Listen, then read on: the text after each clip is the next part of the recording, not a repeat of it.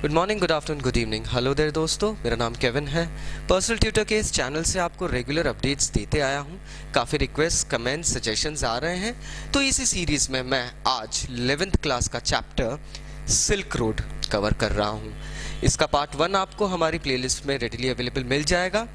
ये जर्नी एक English mountaineer निक Middleton की है फ्रेंड्स। बेसिकली वो कोरा करने जा रहे हैं। Kora, now what is kora? Kora Tibetan भाषा में कैलाश पर्वत की परिक्रमा को कहते हैं दोस्तों। काफ़ी इंपॉर्टेंस रखता है ये बुद्धिस्ट कल्चर में, हिंदू रिलीजन में। तो हमने पार्ट 1 में देखा था कि वो होर नाम के टाउन पहुंच जाते हैं, वहां से वो कैलाश मानसरोवर को देखते हैं दोस्तों। सेरेनिटी, पीसफुल एंड कामनेस का एक व्यू दिखता है। बाय द वे, इसके पहले जब वो होरा पहुंचते हैं, होर टाउन पहुंचते हैं, तो सडनली वहां पे एयर प्रेशर बढ़ने लगता है दोस्तों। इनको कान में दबाव आने लगता है, काफ़ी सारी चीज़ें दिखने लगती है। तो हम यहाँ जानते हैं कि जब हम लोग ट्रैवल करते हैं, जब एल्टीट्यूड्स चेंज होते हैं दोस्तों, तो कान में प्रेशर बनने लगता है। So that is also the thing. उनका ड्राइवर जो था Tsetan, that is TSETAN, T is silent. तो सेतान जो था उसने फ्यूल टैंक को खोला और उसमें से एक हिस करके आवाज आई है, एंड दैट साउंड शोज कि even the pressure builds up in the fuel tank. Fuel tanks के अंदर भी प्रेशर बिल्डअप होता है। ऐसे टाइम पे स्मोकिंग एंड दूसरी चीजें स्ट्रिक्टली प्रोहिबिटेड रहती है, क्योंकि वहां पे वो फ्यूम्स जो होते हैं फ्यूल के, that can lead to many treacherous things. दोस्तों, उस ऊंचाई पे लगभग 4,500 मीटर की ऊंचाई पे हमारे जो माउंटेनियर हैं वो एक्सपीरियंस करते हैं सॉल्ट फ्लैट्स। वहां दिखते हैं उनको नमक के बहुत बड़े बड़े मैदान। अब दोस्तों, ये बात हिमालय की गोद में नमक के मैदान क्या कर रहे हैं, तो ये हमारी ज्योग्राफी के उस पार्ट को प्रूव करते हैं जब कॉन्टिनेंटल ड्रिफ्ट नहीं हुआ था और टेथीज ओशन था। जैसा कि हम जानते हैं, इंडिया जो इंडियन पेनिनसुला है, ये मूव होते हुए, ये सदर्न हेमिस्फीयर से मूव होते हुए एशिया की प्लेट में आके, हिमालयन प्लेट में आके कोलाइड हुआ था दोस्तों। और इस कोलिजन के कारण जो टाइप्स ऑफ फॉर्मेशन होते हैं, फोल्डेड फॉर्मेशन होते हैं या ओवरलैपिंग होते हैं, तो इस फॉर्मेशन के कारण हिमालय पर्वत का निर्माण हुआ है। तो ये एक ज्योग्राफिकल फैक्टर है। लेकिन हालांकि the Tethys ocean was in between, तो वो ओशन थोड़ा सा ट्रैप्ड रह गया वहां पे, एंड दस वहां पे vast salt lake, salt pans वहां पे हैं। ग्लेयर इतनी तेज है कि इनको सन गॉगल्स वेयर करके उसको देखना पड़ रहा है, क्योंकि वो सफेद नमक का पूरा फ्लैट है दोस्तों, और सनलाइट बहुत क्लियर है, क्योंकि वहां पे एटमॉस्फेरिक प्रेशर ज्यादा नहीं है, तो सनलाइट फॉल्स डायरेक्टली, और इस कारण से उन फ्लैट्स को देखना बहुत ग्लेरिश लग रहा था। और आश्चर्य की बात यह भी है कि उन फ्लैट्स में से सॉल्ट एक्सट्रैक्ट किया जा रहा है। ये जो सिल्क रोड है, जो सिल्क रूट है दोस्तों, इसका आज भी फायदा चाइनीज कॉन्टिनेंट में लिया जा रहा है। The economy of China greatly depends on this silk root now. काफी अभी रिसेंट हिस्ट्री में अगर हम देखें तो चाइना ने काफी डेवलपमेंट करे हैं, इंक्लूडिंग बेसिस, उनके army bases, air bases, they have started to build up using this silk route. So ये चाइनीज इकोनॉमी और चाइनीज एम्पावरमेंट के हिसाब से भी काफी इंपॉर्टेंट रूट है फ्रेंड्स। यहां बताते हैं कि उनके टायर्स तक पंचर हो चुके थे, और एक दूसरा टायर जो था वो ही was as bald as his head. मतलब बताते हैं निक मिडल्टन के सिर पे ज्यादा बाल नहीं थे। तो ये सारी ट्रेचरस चीजें वो एक्सपीरियंस करते हैं। एक टाउन में जाते हैं, होर में, वहाँ कॉफ़ी शॉप होती है दोस्तों। वहाँ कॉफ़ी सर्व करने वाला एक बंदा होता है जो कि ऑनर कम चाइनीज मिलिट्री ड्रेस में, चाइनीज मिलिट्री मैन ज़्यादा लग रहा था। तो ये हमें बताते हैं कि इस एरिया में चाइनीज प्रेजेंस बहुत है फ्रेंड्स, चूँकि चाइना ने इस एरिया को एनेक्स करा है और वहाँ से इकोनॉमिक लाइक फेवर्स भी चाइना को मिल रहे हैं, तो चाइना ने वहां पे अपनी मिलिट्री प्रेजेंस जाहिर तौर पे रखी है। नेक्स्ट अगर हम देखें तो वो जब एक टाउन पहुंचते हैं दार्शन, तो दार्शन टाउन उनको काफी गंदगी भरा इस टाइप का दिखता है फ्रेंड्स। अब वहां थी कि वो पहुंच जाते हैं, उसके पहले वो कॉफी शॉप में बैठ के कैलाश मानसरोवर उस लेक को देख रहे थे दोस्तों। उसकी सेरेनिटी के बारे में बताया गया है कि 1900 ईयर में एक Japanese person Ekai Kawaguchi, Kailash Mansarovar का उल्लेख इस तरीके से दिया गया है कि वो पिलग्रिमेज के हिसाब से काफी फेमस है दोस्तों। वहां पे लोग एक रिलीजियस मोटिव से ज्यादातर आते हैं, एंड वो कोरा इस रिलीजियस लाइक एक्सपेडिशन का एक पार्ट होता है। इस पूरे पार्ट को तिब्बतन लैंग्वेज में कोरा करना कहते हैं। एकाई कावागुची जो पर्सन थे वो अपने उल्लेख में लिखते हैं कि जब उन्होंने मानसरोवर की वो पीसफुल सेरेनिटी ब्यूटी देखी थी दोस्तों, तो वहां बैठ के उनकी आंखों से आंसू निकल गए थे। मतलब वो शांत वातावरण, उस ऊंचाई पे इतनी मुश्किल से वहां पहुंचना और फिर एक सुंदर सा व्यू देखना दोस्तों, दैट इज हार्ट टचिंग। कुछ सालों बाद स्वेन हेडन एक स्वीडिश थे, वो भी वहां जाके, हालांकि he was a strong person, he wasn't into that term of sentiments, but still उन्होंने भी एक्सपीरियंस करा इस चीज को कि उस सेरेनिटी। लेकिन हमारे निक मिडलटन को वो सेरेनिटी अभी मिल नहीं रही थी फ्रेंड्स, क्योंकि उस वक्त से आज के वक्त में काफी बदलाव आ गए हैं।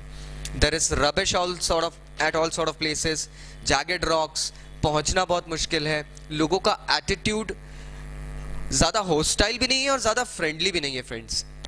और चूंकि उनका जो ड्राइवर था सेतान, वो अब वापस चले गया था, वो वापस मतलब लाइक चले गया था। इसके पहले एक इंसिडेंट हुआ था एक रात को, निक मिडलटन को सडनली रात में सीने में सांस लेने में तकलीफ हुई, क्योंकि ऑलरेडी उनकी नाक ब्लॉक थी, नोज ब्लॉक थी, उनकी सर्दी हो गई थी, एक नॉस्ट्रिल से उनको प्रॉपरली ऑक्सीजन मिल नहीं पा रहा था। जब वो पहले जिस टाउन में थे वहां से जब वो निकल रहे थे, तब भी उन्होंने एक रात को यही एक्सपीरियंस करा था कि सांस लेने में तकलीफ हो रही है, और वो उस रात भर सो नहीं पाए ये सोच के कि कहीं मैं मर नहीं जाऊं। दूसरे दिन सेतान उनको दार्शन मेडिकल कॉलेज लेके गया है।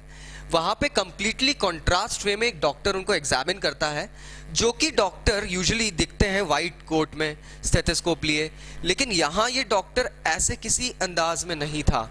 He was wearing warm jacket, overcoat, and बिल्कुल तिब्बतन वे में he was examining him. Examination करने के बाद में वो कहते हैं कि कोई ज़्यादा खास बीमारी नहीं है, इट्स जस्ट कोल्ड। कुछ दवाइयाँ देते हैं, उनको डोज देते हैं 5 दिन का, और उन डोजों में उनको जो चीज़ें मिलती है उसका उल्लेख इस तरीके से करते हैं निक कि पहला जो पैकेट था ब्रेकफास्ट के टाइम पे लेने का, उसमें एक ब्राउन पाउडर था जो कि सिनेमन, दालचीनी टाइप का टेस्ट कर रहा था। बाकी के दूसरे पैकेट्स में भी कुछ ब्राउन पेलेट्स थी जो कि उनको शीप का डंग लग रहा था, लेकिन फिर भी उन्होंने वो दवाइयाँ ली क्योंकि उनको प्रिस्क्राइब किया गया था, और वो प्रिस्क्रिप्शन बहुत इंपॉर्टेंट था। उन्होंने डॉक्टर से ये भी पूछा था क्या मैं अपना कोरा कर सकता हूँ पूरा, तो डॉक्टर ने कहा था हाँ ऑफ कोर्स कर सकते हो, बट हाँ दवाइयाँ लेना ज़रूरी है। यहाँ पे जब वो दवाइयाँ लेके सोते हैं तो सच में सोए थे अच्छे से, not like a dead man but yes soundly. दूसरे दिन सुबह जब सेतान वापस जाने लेता है तो वो एक सिंपल सा जवाब देता है, प्योर तिब्बतन। निक बोलता कि अगर मैं मर जाता तो दार्शन कहता देखो मरना उतना, अगर तुम पास अवे भी हो जाते, अगर तुम मर जाते तो इतना कोई फर्क नहीं पड़ता, हाँ लेकिन मेरे बिजनेस पे इफेक्ट होता। अब ये बताता है कि वहां लोग भी अनरिजेंटफुल वे में बिहेव करते हैं दोस्तों, मतलब they don't have any explanations for your agonies or anything, it is just that they are serving you if you are paying them. So ये एक रिलेशन होता है।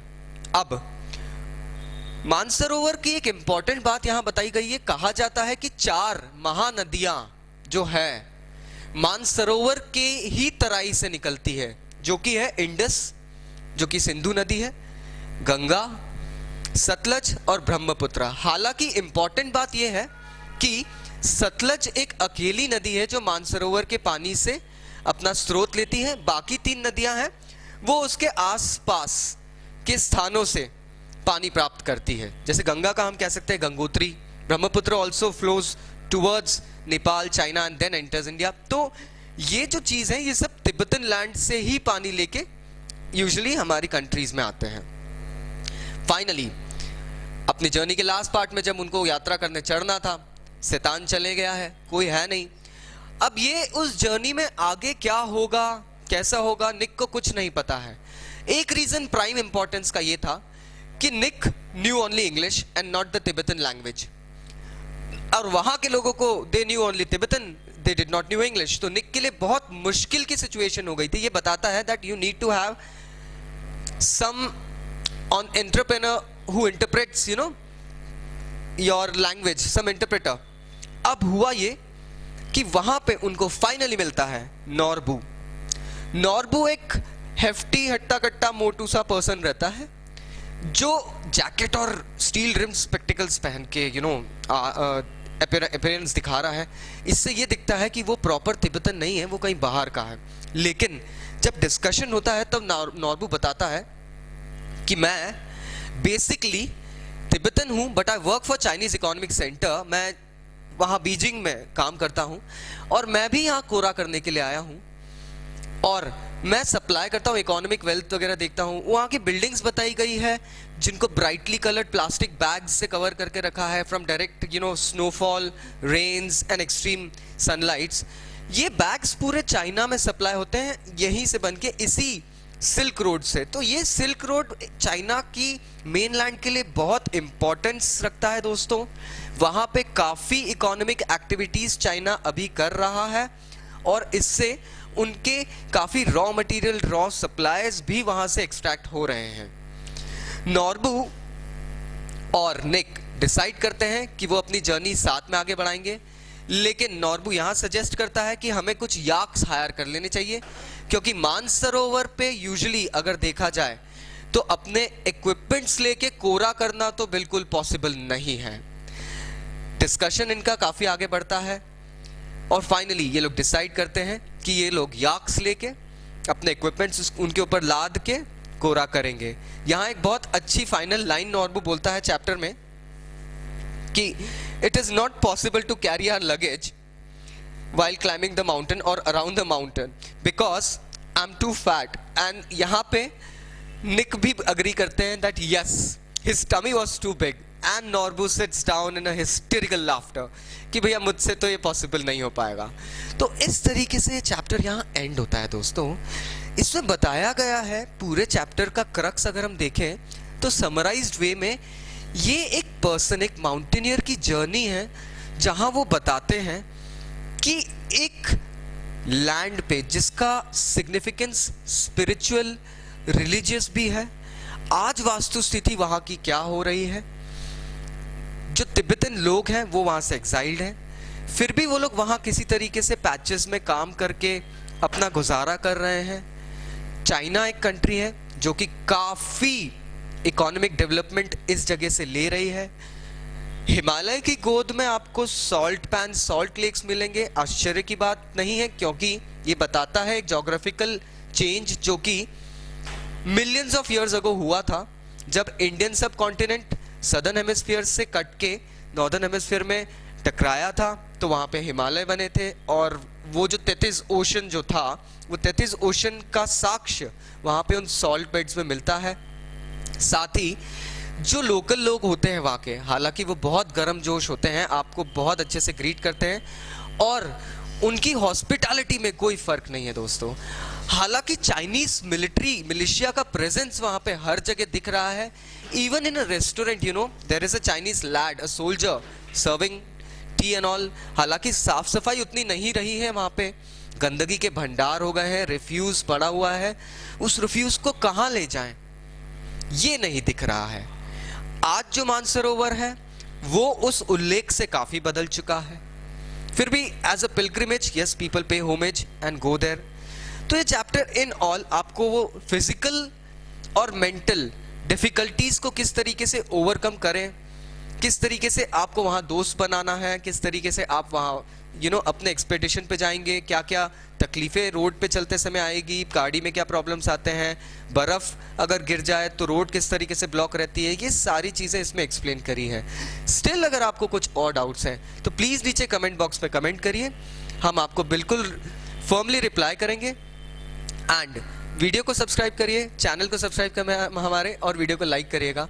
बाकी अगर आपको दूसरे चैप्टर्स के कोई भी एक्सप्लेनेशंस चाहिए फ्रेंड्स, आप कमेंट कर सकते हैं, या आप सर्च बॉक्स में टाइप करिए केविन लोपेज पर्सनल ट्यूटर और चैप्टर का नेम, पोएम का नेम, आपको रेडिली अवेलेबल मिल जाएंगे। हमारी वेरियस प्लेलिस्ट हमने बना के रखी है। Just subscribe to our channel and you will get the updates. So take care, thank you.